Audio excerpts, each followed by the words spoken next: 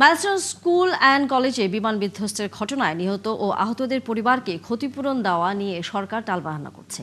বৃহস্পতিবার এক সংবাদ সম্মেলনে এই অভিযোগ করেছেন ক্ষতিগ্রস্ত পরিবারগুলো।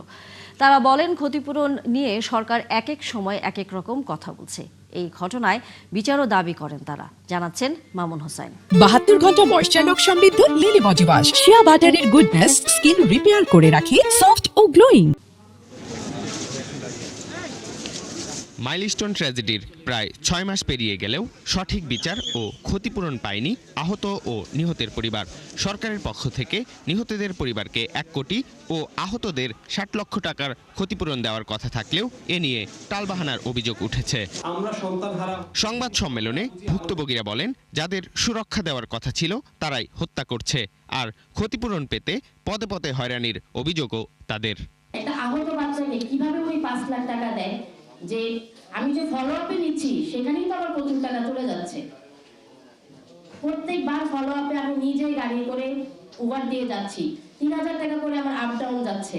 শহীদ পরিবারকে সর্বোচ্চ 1 কোটি এবং আহত পরিবারকে সর্বোচ্চ 60 লাখ টাকা ক্ষতিপূরণ দেওয়ার বিষয়ে উপদেষ্টাদের মিটিংয়ে উপস্থাপন করা হবে মর্মে জানানো হয়। আমরা শহীদ পরিবার উক্ত ক্ষতিপূরণ প্রত্যাখ্যান করছি।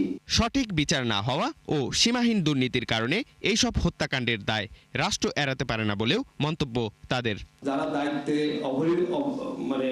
অবহেলা করেছে তাদেরকে শাস্তির আওতা না হোক, যাতে এই জিনিসের কোনো আবৃত্তি না ঘটে। আমরা চাইব আমাদের এই শহীদি বাচ্চাদের ন্যায় বিচার, শহীদি মর্যাদা এবং এই রাষ্ট্রের সাথে জড়িত যেসব অর্গানাইজেশনগুলো এর সাথে জড়িত, আমাদেরকে যারা বিপদে ফেলছে তাদেরকে আইনের আওতায় আনতে হবে। এ সময় শহীদ ওসমান হাদি সহ সকল হত্যাকাণ্ডের বিচার না হলে রাজপথে নেমে দাবি আদায়ের হুঁশিয়ারি দেন অভিভাবকরা।